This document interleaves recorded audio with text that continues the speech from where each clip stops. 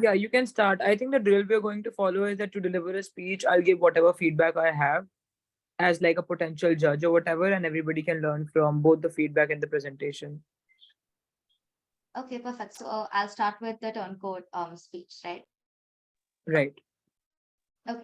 So I'm going to be starting out with the turns with my turncoat speech, and they give you the exact motion.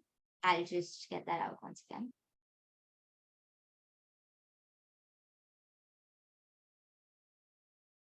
Yeah. As a developing country, this house will actively disincentivize students from pursuing education abroad. So that was the motion. And since it's term code, I'll be speaking both for and against, like you'll probably know. It'll be around a 6 minute speech. So studying abroad refers to the practice of pursuing educational opportunities in a foreign country, typically for a period of time that can range from a semester to several years. This could involve enrolling in a full academic program, such as a degree or a diploma program at an educational institution in another country. And studying abroad is not limited to traditional classroom settings. It can also include participation in exchange programs, in language courses, in internships, research projects, or even attending workshops and conferences overseas. So today I stand before you to advocate for the remarkable and the transformative experience of studying abroad. The decision to pursue education in a foreign country is an opportunity that opens doors to personal growth, cultural enrichment, and academic excellence. Let me present to you the compelling reasons why studying abroad should be embraced by each and every student, including each one of you out there. First and foremost, studying abroad offers an unparalleled chance for personal development. Leaving the comfort of our familiar surroundings and immersing ourselves in a new environment forces us to step outside of our comfort zones, adapt to new situations, and overcome challenges. This process not only builds resilience, but also fosters independence and self reliance. Navigating through different cultures, languages, and lifestyles enhances our ability to communicate effectively and work harmoniously with individuals from diverse backgrounds, a skill that's becoming increasingly crucial in our interconnected global world. Now, secondly, the academic advantages of studying abroad are undeniable because many renowned universities and institutions are scattered across the globe, be it Harvard, Oxford, Cambridge, Princeton, Yale, you name it. And it's not only Ivy Leagues, but it can be any institute that you aspire to go to. It's pretty probable that that institute is not in your home country, but maybe it's scattered at a different location in the globe, right? From each of these universities, they offered unique programs and perspectives because experiencing alternative teaching methods, being exposed to diverse academic approaches, they broaden our horizons and they encourage us to think innovatively. Moreover, the opportunity to collaborate with esteemed professors and researchers from different corners of the world can significantly contribute to our intellectual growth and provide fresh insights into our chosen fields of study. Furthermore, the cultural enrichment gained from studying abroad is immeasurable. Living in a foreign country allows us to become a part of its society, enabling us to embrace new traditions, customs, and ways of life. By interacting with locals and fellow international students, we broaden our understanding of the world and foster a sense of global citizenship. And this first-hand exposure to different perspectives fosters tolerance and an appreciation for various cultures across the world. Studying abroad is, in all, a transformative experience that fosters personal growth, academic excellence, and cultural enrichment. It equips us with invaluable skills, widens our horizon, and nurtures our ability to adapt and excel in an increasingly globalized society. So I urge each student out there to consider the immense benefits of studying abroad, to embrace the adventure, and to seize the opportunity to become a well-rounded, culturally aware, and academically enriched individual. But while studying abroad or studying in a foreign country may seem appealing on the surface, it is essential to critically examine the potential drawbacks that often go overlooked. I would firstly like to highlight the financial burden of studying abroad, which cannot be ignored. Tuition fees, accommodation costs, and living expenses in foreign countries can be exorbitant. Many students find themselves financially burdened with substantial debts that take years to repay. This financial strain can hinder opportunities for postgraduate endeavors, such as starting a family, pursuing a home, or pursuing further education. Secondly, studying abroad can also lead to a sense of isolation and homelessness. Because being away from familiar surroundings, family and friends, it can have a negative impact on your mental and emotional well-being and can make you feel homesick.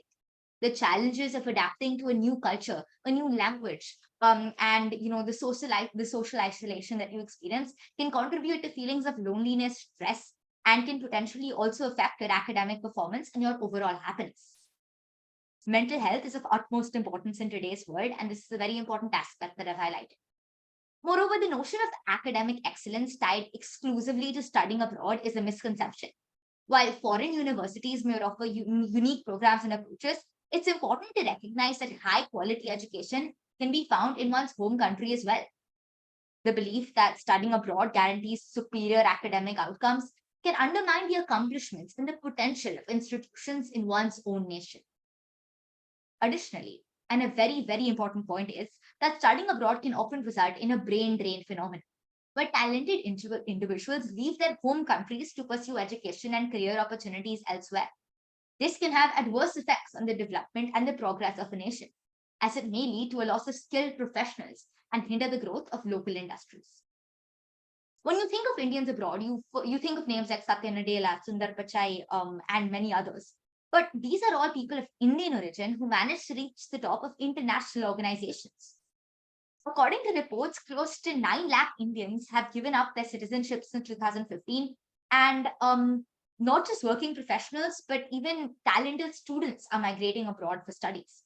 The British High Commission states that over 1 lakh Indians go to UK visa for studies till the year of June 2022. And another report suggests that 1.8 million Indians will be studying abroad by the year of 2024. Now, this is a number of mammoth proportions, and it shows how money from India is also draining out with its talent. Therefore, the statistics of brain drain in India also show us the economic repercussions that cannot be ignored. So, in conclusion, I'd like to state that while studying abroad may offer certain benefits, it is crucial to consider the potential downsides. The financial strain, emotional challenges, and the potential impact on national development are all factors that need careful consideration.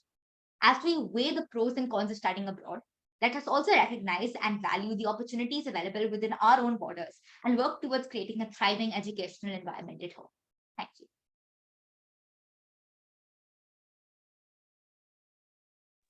All right. Thanks a lot, Anushka, for that fine speech. So, this is a fair depiction of how it's going to look like for all of you. So, when you're given the motion, how you're supposed to time, what introduction of a topic looks like, how you're supposed to wrap it all up, reconcile the for and against stances that you've taken. All of those are important aspects. I think Anushka covers them well. If I were to give any feedback at all, and from like an adjudicator's perspective, and be critical regardless of the good speech, I just say that you should try to rebut the points that you're making on for in against. So if you made some points on for, categorically rebut them on in against. The kind of symmetry it brings about in the speech is very alluring for any judge to listen to. As judges, we always look forward to a certain sort of like coherence in the entire speech, right? So, like, if you want to give me a comprehensive case, how does it look the most comprehensive? When you give me two arguments on for, and then you can very strategically also go against these two arguments when you're going against. So now I know that you are a capable debater who is potent enough to find both sides of an argument. That's all I'm looking for, right? I'm not looking for the number of arguments you can push. I'm not looking for the number specifically, because number can be, I mean, I'm of this is like a very important input. I think quality of the argument matters a lot more than the quantity does, because when you give four arguments but they're all under analyzed, it's not like consequential. But also the fact that people will definitely come up with arguments that are different and like different from yours and also more unique. So what you want to do throughout your speech is not just give arguments, also prove why these are the most significant arguments. That even if people come up with like 98 other arguments, my two arguments are still the most relevant because I give you two sides of it. I give you a symmetrical case which nobody else is able to. So that's the kind of insight you work with. Just like slight manipulations, not manipulations, but like understanding the mindset of the adjudicator when they're judging you. When they're listening to 20 speeches on the same motion, you're bound to be bored. They're only human. So whoever can give symmetry, whoever can give like effective communication is the one who like just is able to breathe like fresh air into the room, things of that kind.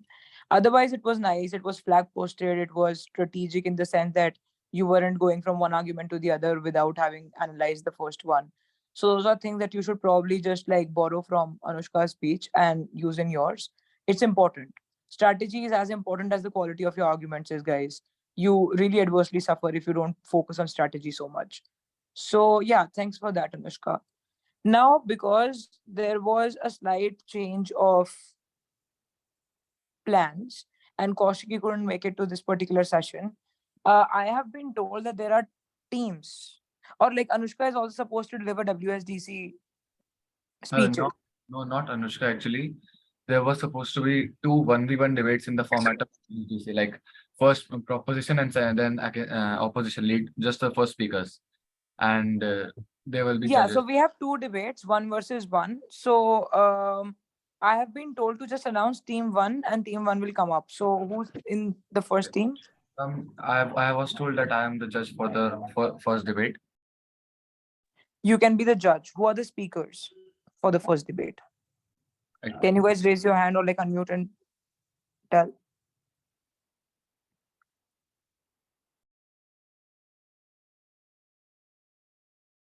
Are we not aware? one is Granth, and second I have a contact. I have the contact of that person. Like, don't remember the name of that person. Okay, if they're not on the call, then we can replace also. Okay, Saurav. So Granth and Saurav are going against each other. Is that right? Yes. Okay, then. You have the topic. You have sides. Everything is there. Can we just begin with the round? Put the Sure. motion in the chat. Whoever is judging, please put the Sure. motion in the chat for everybody to have a look at. So, ma'am, I'll just okay. I'll also just put it in the chat. I'll also say it out loud. This house prefers a religious doctrine which preaches that people are inherently good over a religious doctrine that preaches people are inherently bad. I'm also putting in the chat. All right, much helpful. Granth and Saurav, can you both please be on camera just so there is some activity on the call and people know that it's a debate happening?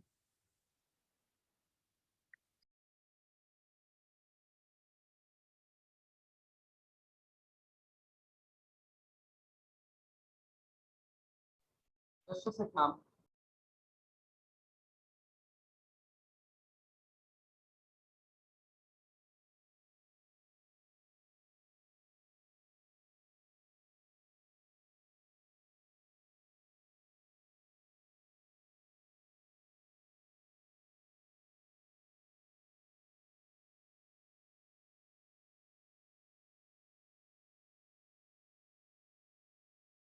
Okay, so I think Saurav should go proposition and Granth should go opposition. Is that the case? Yes, just second, please.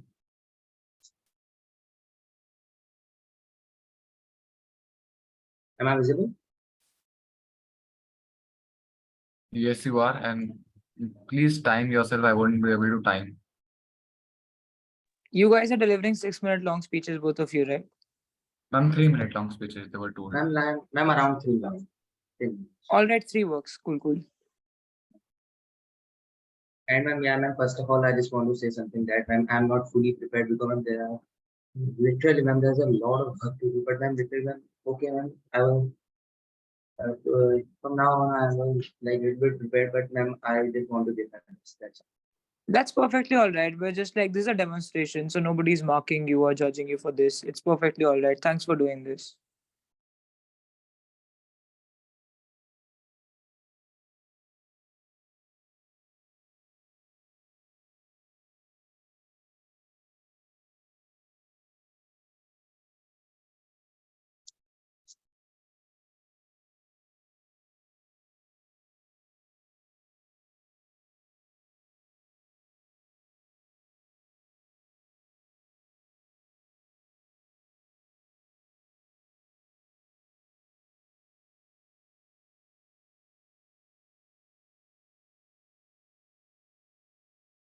Okay, ma'am.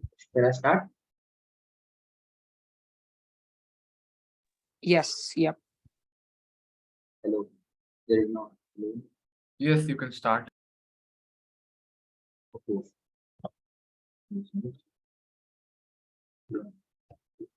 Good evening, everyone, respected teachers, honorable educator, and all my teammates, and all the respected participants of WSDC Debate League, Chandigarh. My name is Saurabh. I'm a student of class 12 plus 2 PCM non-medical, and today I'm going to speak for the motion of the topic that the religion doctrine preaches that humans are inherently good than bad. So let me start. Okay, so the most natural thing which comes in our mind when we like listen to the word religion doctrine. Okay, so it's basically that. So basically, it refers to just like people, their beliefs, their relationships, their targets, and just what they believe is like true, and they have just life spent on that, and it's like all of the religion for them to be followed. It's like their basic good tenets for particular regions. Like for example, we have a lot of things. We have Quran for Islam, we have Bhagavad Gita in our Hinduism, we have Bible in Christianity. And so the most of the, do you even know that there are more than 4,000 religions in all over entire the world? And maximum number, literally maximum number of them are saying that humans are not born of that. No criminal is like born with like mom from the mom's mom is like not criminal. God makes all us with his a pure soul. We all are good. Yeah.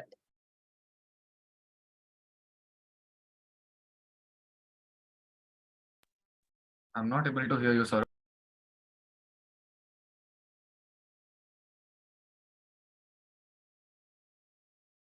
I think that they've ended their speech. Okay, so Granth, you can start your speech now. Okay, so good evening, everyone. I'm Grant of class plus two of PCM, and today I'm going to speak against the motion of a religious doctrine which preaches that people are inherently good than bad. Humans are the most intelligent, but the most irresponsible species of this planet. We resort to bloodshed and violence whenever possible and don't even take responsibilities for our own actions. World history is full of examples where humans resorted to violence, resulting in the collateral damage, displacement of people, and death of millions of people around the globe. This has primarily happened because of the different ideologies of people. These ideologies resulted in the formation of religion, culture, and countries. Internal discord between the people gave a spark to cannon of war, which made things even worse. These wars were fought in the name of religion, survival, and global dominance. Crusades are the best example of religious wars in which 6 million people died just to free Jerusalem from Islamic rule. If we talk about the global dominance, World War II is the first thing that comes in our mind. World War II involved large-scale invasion, holocaust, and use of nuclear weapons. Even in modern era, people are far from learning from the mistakes made by the previous generations. We still love violence and even freely showcases it by watching action movies, MMA fights, etc. If we consider the ongoing Russia-Ukraine conflict in which numerous lives were lost on the both sides, still there were some weapon manufacturing companies who are uh, who are heavily making profits from the deaths of other people. Moreover, hatred of people towards each other is at the peak nowadays. Religious tolerance is declining gradually, resulting in frequent riots between the people. In conclusion, I would like to state that we humans call ourselves as survival of the fittest, but still we need to improve a lot if we need to survive alongside each other. So until then, humans as the inherent good sound more like a fantasy. Thank you. Okay, am I audible now, ma'am?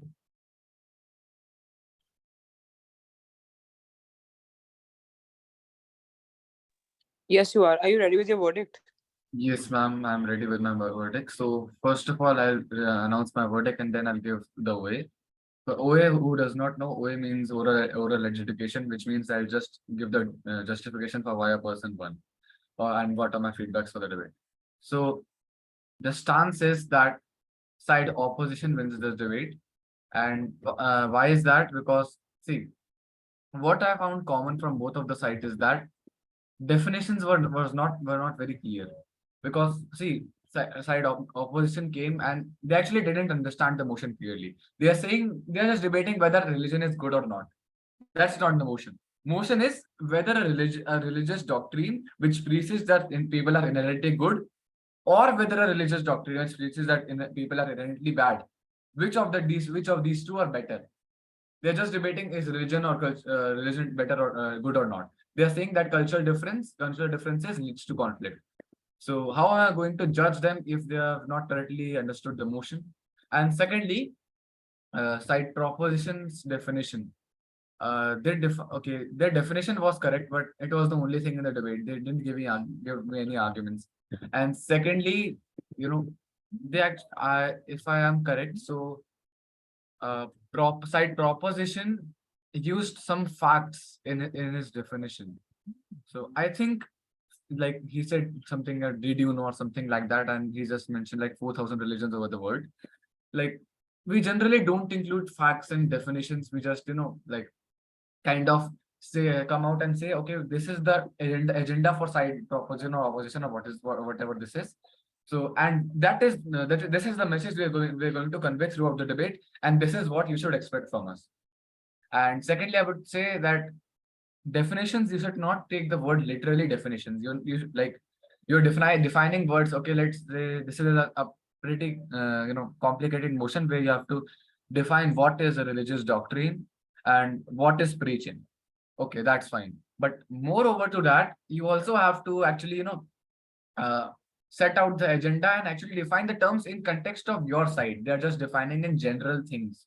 They're not, taking advantage of, the definition, the advantage which we taken from the definitions.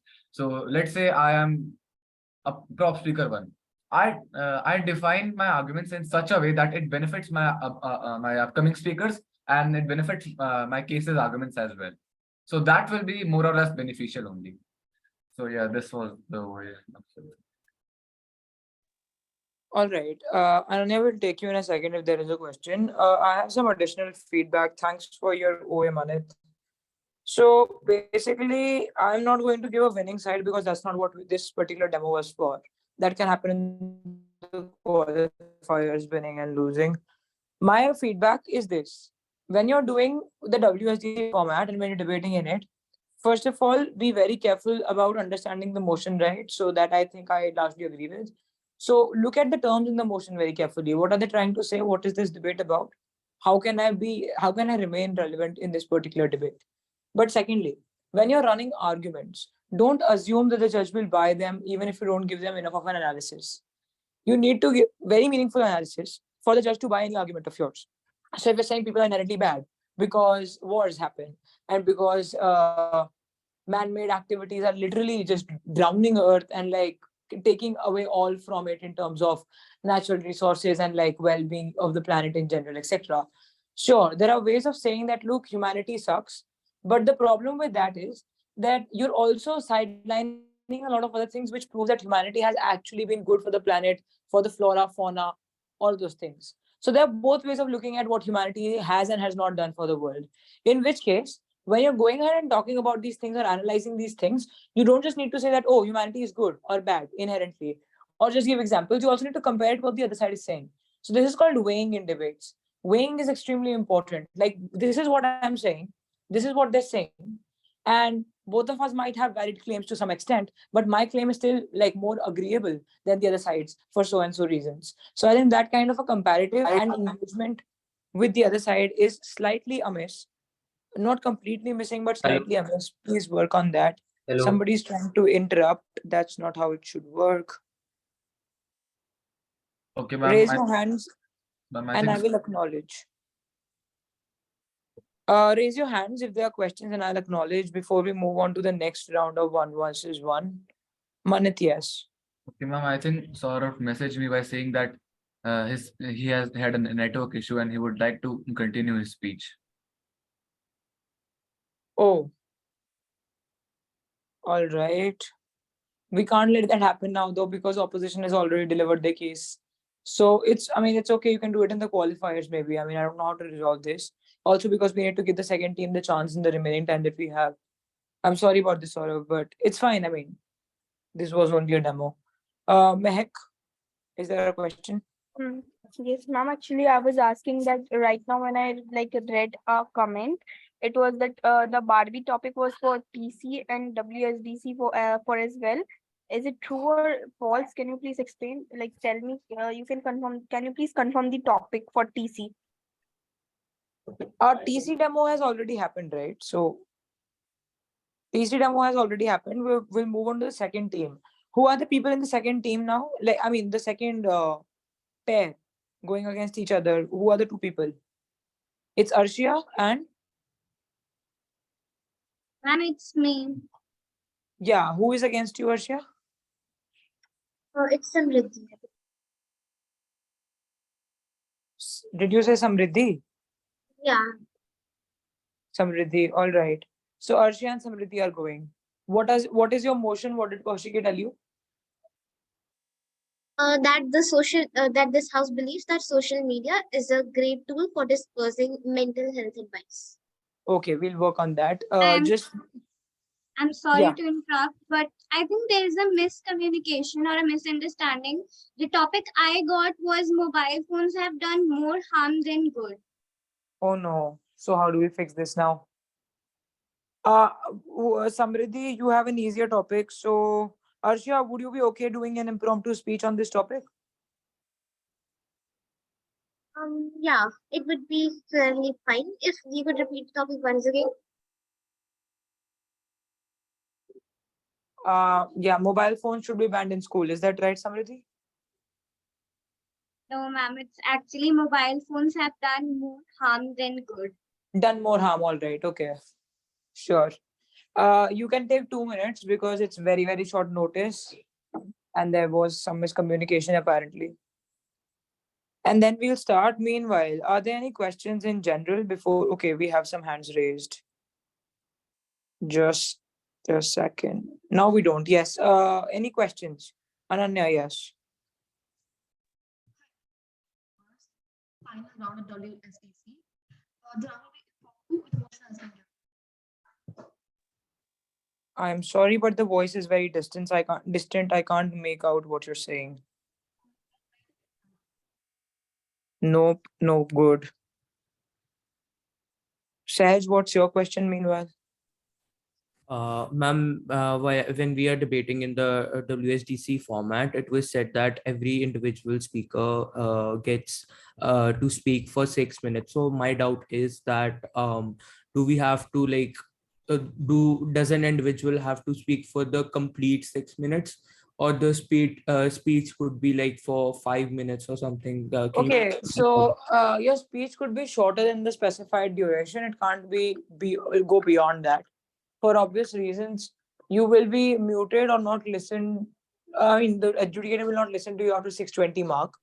So you can give a speech which is shorter than 6 minutes, sure. But it's advised that you use all of your time because there's so much to say. You can rebut so much, you can preempt so much, you can argue and analyze better. So use the time advisably for better speaker scores. All right, But ma'am. if you do less, then you're not going to be down marked if your matter was really good. So like if you speak only for 4 minutes but with stellar matter, then you're still likely to be marked high. And ma'am, another thing is that if we speak like for 4 minutes, as you said, and the matter is like remarkable, and ma'am, does that still cut the does that apply on negative marking for the team? No. There's no negative marking for speaking less. All right. Thank you, ma'am. Thank you for clarifying. You're welcome. You can lower your hand, Sahaj. Veer. Yeah, so I had a doubt. I wanted to ask that the third round is impromptu round, right? That's right, yeah. So the motion I'm gonna get on the spot, right? An hour before the round starts, yes. Yes. So there is a PDF that there is a file that says that round three, this house believes that artists from the West must not break regressive laws in the host countries when they are on tour. So what is this? It says round Which three file and is this? Which file is this? Like it's from the meeting. I've got photo from one of my teammates. It said that round one and two, this house believes that artist is more important. And the round three, it states that this house believes that artists from the West must not break regressive laws in the host countries when they are when they are on tour. No, the third motion you can skip. It's probably just like mistakenly shared. This will not be the motion for the third round. It'll be impromptu. Okay, thank you so much. You're welcome. Harshini? Ma'am, can the tone code people leave now? Yeah, I think yes, you can if you don't want to watch the one versus one debate. All right. Moving on. Moving on, please. Moving on to Arshia and Samriddhi with the topic at hand. Who's judging your round? It was supposed to be Shubhodhi, but he's absent. Manit, can you do the judging again if there's the other person is absent Sure. without leave? No, ma'am. Yeah, you can do that, and I'll definitely add my feedback to it. Not a like problem. Just moderate the round and give your feedback. Post which I'll add my remarks. Samriddhi and Arshia, we are ready when you are.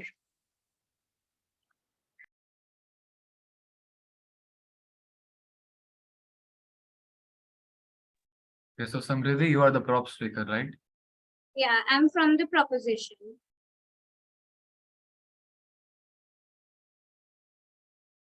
I can start if that's okay with Arshia.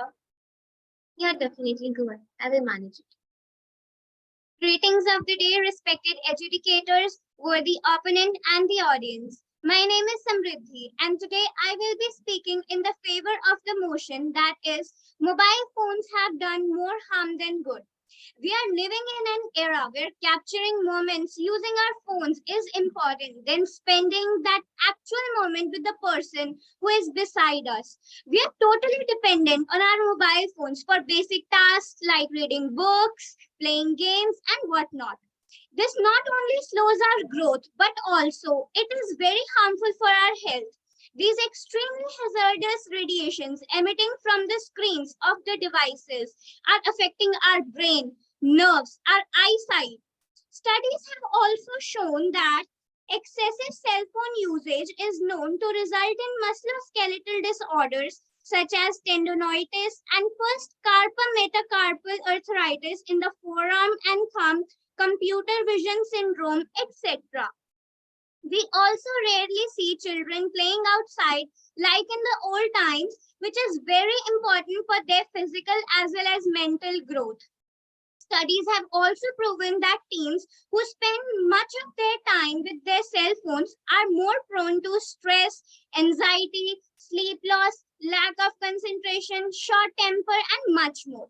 Isn't it true that people often use their phone for a leisure activity and spend more time than required and end up with the red tapeism of their work?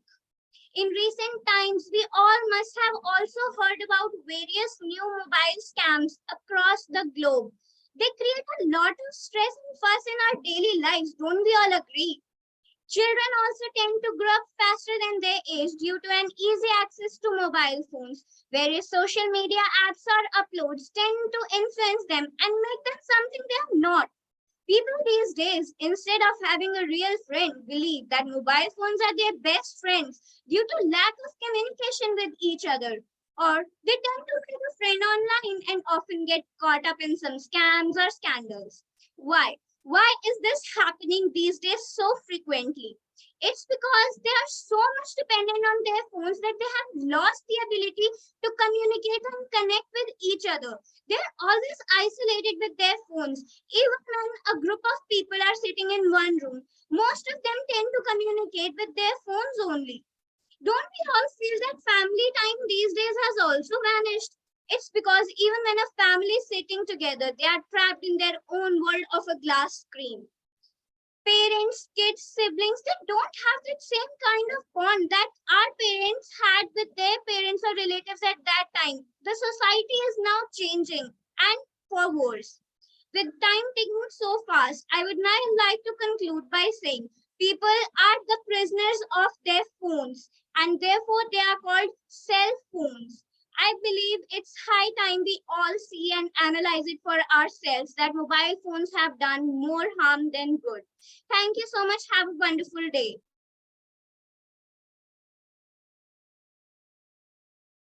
Okay, Arshia, you can start your speech. Yes, sure. This is Asha Joshi speaking on the motion that mobile phones have done more harm than good in the opposition.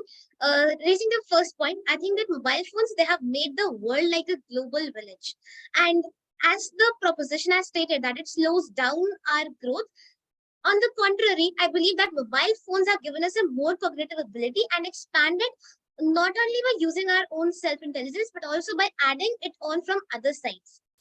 Then, as we say, that necessity is the mother of invention. I believe that the mentioning stress levels increase because of using mobile phones is a rather contravening fact because the usage of mobile phones, as a research has been done by Pew Research Center in 2018, it shows that has rapidly helped us increase the dopamine level in the brains of not only the teenagers but as well as the adults. Now, this shows that the excessive this shows us that the rising amount of the feel good chemical in our brain's reward center helps us to reduce our stress level to a great extent when they use it in their leisure time. Now, referring to the point of family time, as they say that people nowadays have not are not being able to get the same advantage of enjoying their time as our parents used to do in the past. Now the question arises that had our parents been able to have the same access to the technology and the high availability just in our hands as we have now. So the easy access that we have to such technological devices has probably made our world even easier today. Now, going ahead, as far as students are concerned, I very personally believe that having such devices along with us and having easy access to them has enabled us to, on a very rapid scale, be have a good access of such things that, however, of rather which we would have needed to go in an offline mode. So having the availability of such things on an online mode has rapidly increased our scale and our utilization of these devices on the best. That is why, along with this, adding one more point, as they say that this device has helped us create this world into a global village. We believe that communication, whether it's done in an in-person mode or an online mode, the online mode has been rather highly preferred over that offline mode nowadays, as it not only consumes times, as it not only benefits us in spending less time over such things, since nowadays a priority for each person is saving their time to the utmost level. Proud to oppose. Thank you. Okay, If I may rebuttal with her. so you are not allowed to rebut. Okay, ma'am, should I tell the verdict or should I just tell the OA? Yeah, verdict and OA. Okay, so firstly, side opposition takes the debate, and secondly, coming on to OA. So both sides had one thing in common, that is not explicitly mentioning their arguments. So judge is not a superhuman. Judge can sometimes miss out on arguments. So if you mention arguments explicitly in the headings or something like that, it advances a case only. Like you won't have negative marking for it, but like you can have like positive marking for it. And secondly, let's talk of proposition first. So proposition, you never give me a definition. You just started off with arguments. And I thought that you didn't quite follow the format of WSDC because the first speaker's speech has to be structured. Like it is the most structured speech in all of the three speakers. But I I guess you didn't follow a quite a structure. And secondly, you just directly spoke out your arguments with no or very limited explanation. And then whatever your arguments were, they were like the impact was very less. Like, see, your arguments were on an individual impact level.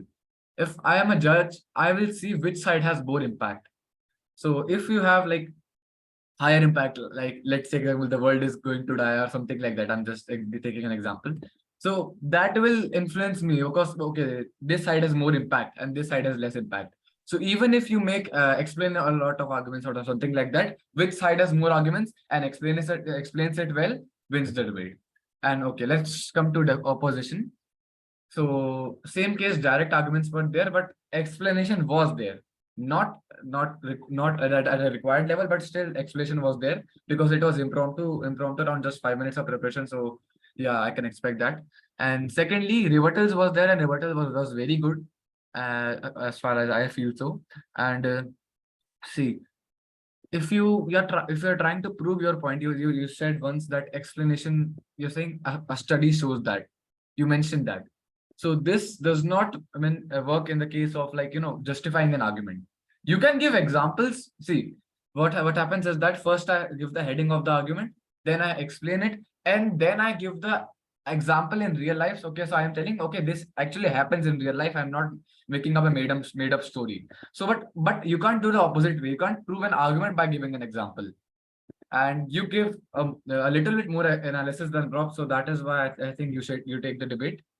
And see, your one argument was time-consuming argument. I thought so. Like you said, if we use social media and internet and mobile phones, time will be saved. Okay, so this has very minute impact. Talking on a general level, what will you do with the time saved, with the using phones instead of not normally talking to the person? And secondly, what was I going to say? Okay, I forgot. Never mind. So this had very minute impact. So yeah, that was all for me.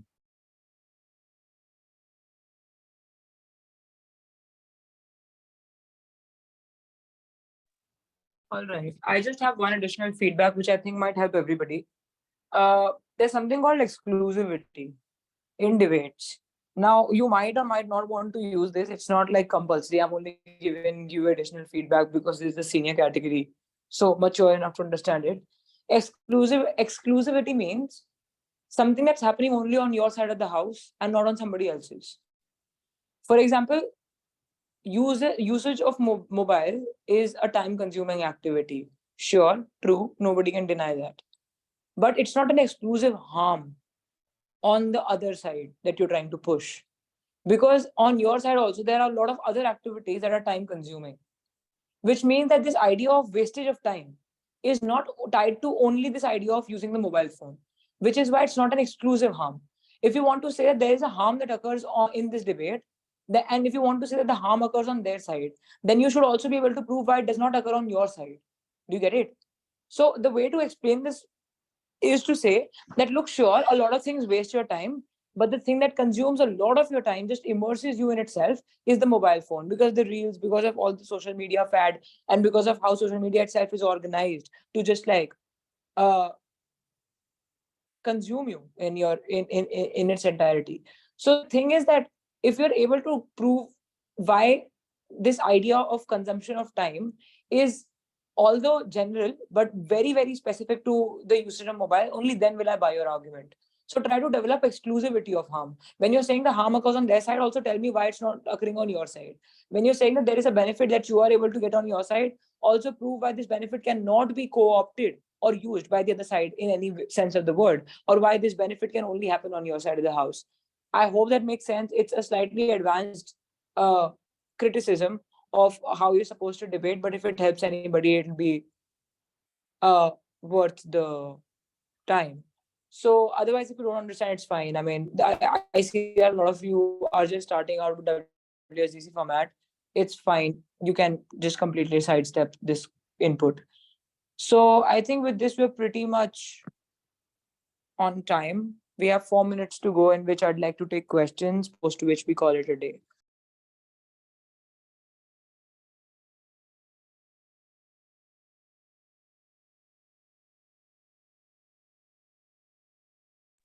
If there are no questions, you guys are free to leave the call. I wish you all the very best. I hope all of you do well in the qualifiers, and we'll see you in Chandigarh for the semis, hopefully. Excuse me, ma'am.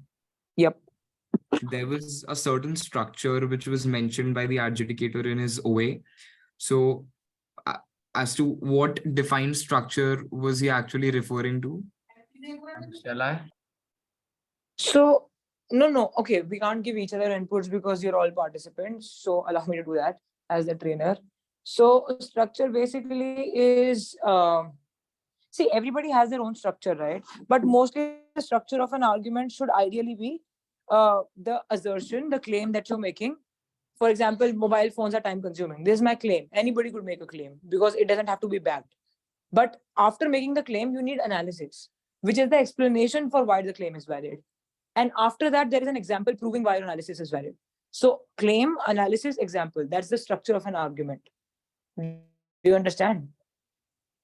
All right, thank you. Perfect. All right. Arshia, is there a question? Yeah, it's just a clarification needed. In case we want to say that the points that we are presenting over there, the harm that is done by mobile phones, sorry, the benefit done by mobile phones overrides the harm that mobile phones do on us. So will this still be considered an appropriate point for a WSDC? You will have to repeat the point. I missed that.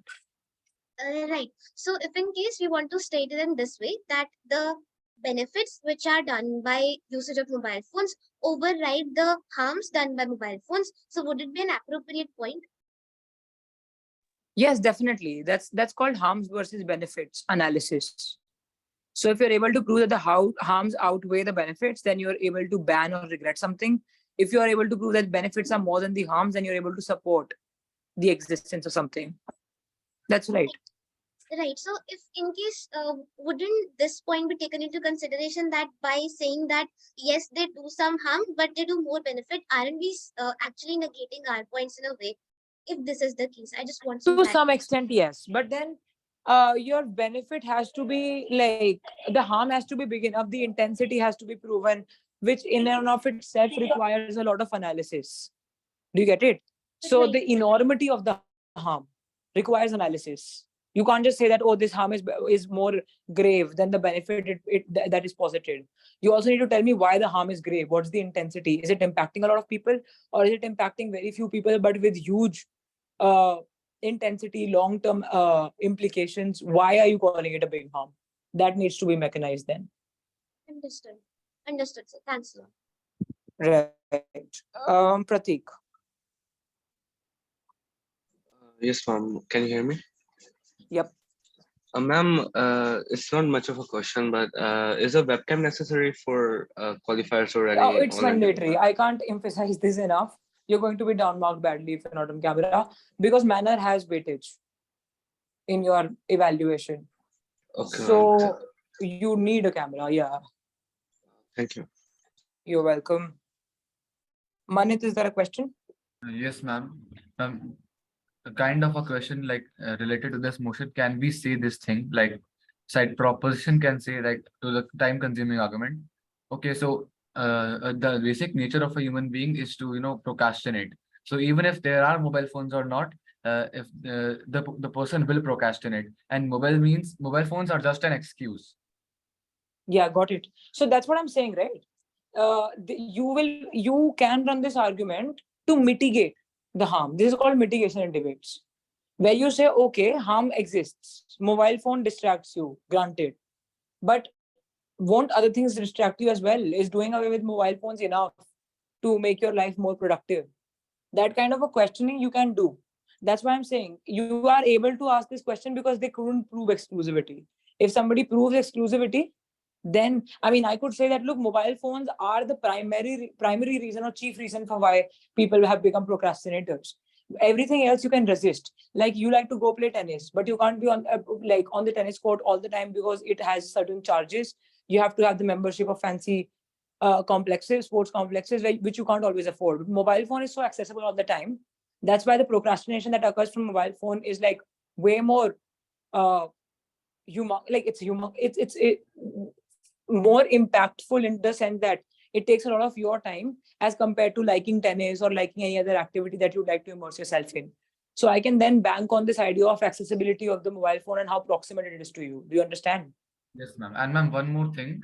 So in the format of WSTC, in the second speaker's format, which is the deputy, so deputy's means job. So the deputy's speech has to be comprised majorly of rebuttals or to prove previous speaker's point. Both. So you rebut for some time, like if you have 6 minutes, you rebut for 2 minutes and 4 minutes for your extensions. It depends on what the debate room looks like. Sometimes the other side is pushing a lot of matter, so rebuttals are more important. Sometimes the other side doesn't even have good arguments, in which case you can analyze your own points better. Okay. So here, analyzing previous speaker's points means to rebuild your case, which is destroyed by the opposing team. Yeah. Okay. Yeah. It's rebuilding. Yeah, you're right.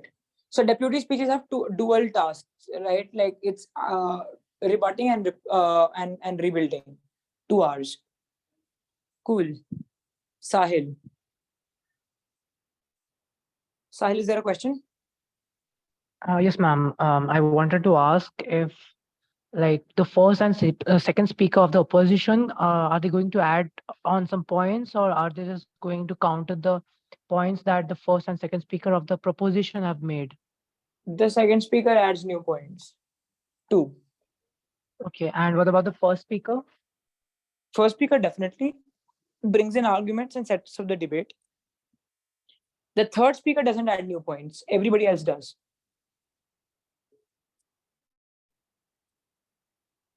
Aradhya, is there a question? Yes, ma'am. Ma'am, in turn court, we have got 3 motions, and 2 of them there's one motion related to that one thing, that lone wolf troop does more harm than good in music. Ma'am, I just wanted to ask, can we use music of other languages or songs from other languages like Hindi, or is it just bound to You English? can. I mean, you could use whatever music. You could use Korean music, you could use Spanish, as long as you're able to prove the relevance of using it. Like I could refer to a Spanish music, a song, which is very sad and talks about death and morbidity and deals with suffering. Then it's fine. I could name that song. But if you start giving us the lyrics in Spanish and don't explain them, then that's a problem because we don't understand its relevance. Okay, and in the third motion, it's about poetries. So, like, can we use other things like lyrics and haikus and that kind of stuff, like which Stick are to considered poetry. as Try poetry? to stick to poetry, because if you go to the song, I mean, if you mix it with music, then it might be a problem. You can